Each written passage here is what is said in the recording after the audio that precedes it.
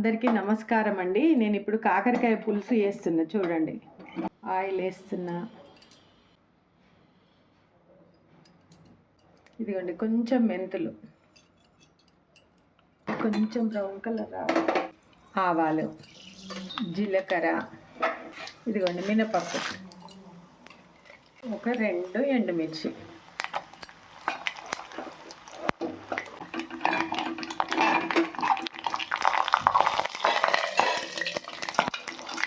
ఇదిగోండి కాకరకాయలు ఓన్లీ కడిగి కట్ చేసుకున్నా చిన్న ముక్కలుగా. గింజలు తీయను, ఏది తీయను. చూడండి,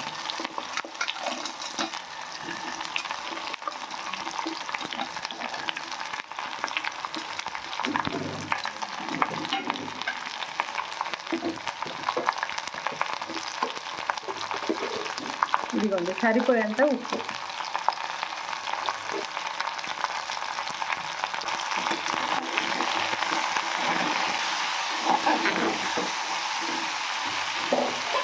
మూత పెట్టేస్తున్నాండి. చూద్దాము, ఇట్లా మగ్గినాయి కాకరకాయలు. చూడు ఎంత బాగా మగ్గినాక ఇదిగోనండి ఉల్లిగడ్డ, కరివేపాకు.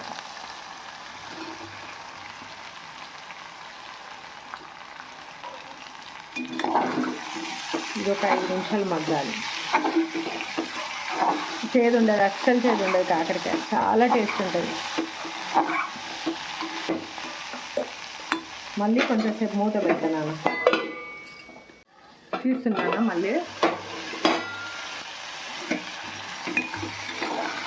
ఉల్లిగడ్డ మగ్గేంత వరకు మళ్ళీ మూత పెట్టాలి నాన్న.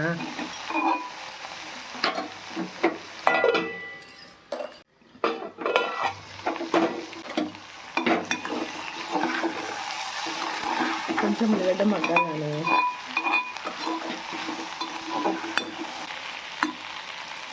అది మూత పెడతా. కొంచెం మగ్గాలి, చిన్నగా పెట్టినా నేను ఒకసారి చూస్తున్నా.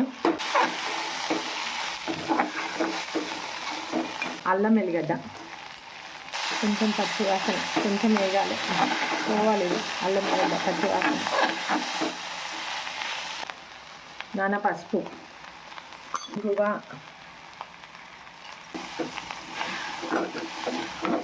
సరిపోయేంత కారం. ఇందులోనైతే పచ్చిమిర్చి వాడద్దు, అది వేరే టేస్ట్ వస్తుంది.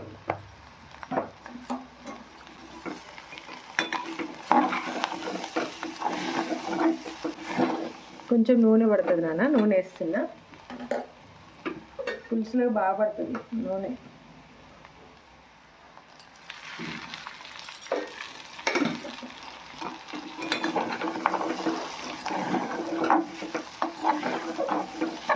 ఇదిగోండి చింతపండు పులుసు పోస్తున్నా.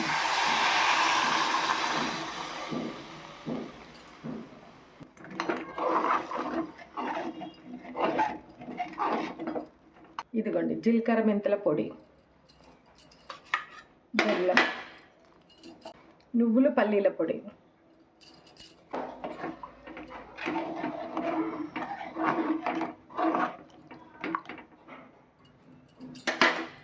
ఒక 5 నిమిషాలు మూత పెడతా నాన్న. చిన్న మంట పైన మరగాలి ఇది. ఒకసారి చూద్దాం నాన్న, మరుగుతుంది. స్మెల్ ఎట్లా వస్తుంది? బాగా సూపర్ స్మెల్ ఉంది కదా.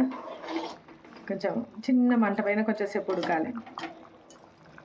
సరేనా, మూత పెట్టా. ఇప్పుడు కొంచెంసేపు మరుగుతూ ఉండాలి, పొంగిపోతుంది. అన్న మరిగింది, కొత్తిమీర వేస్తున్నా. ఇంకా సూపర్ ఏవి, చాలా బాగుంది, స్మెల్ బాగా వస్తుంది. బంద్ చేస్తున్నా నాన్న. కాకరకాయ చారు.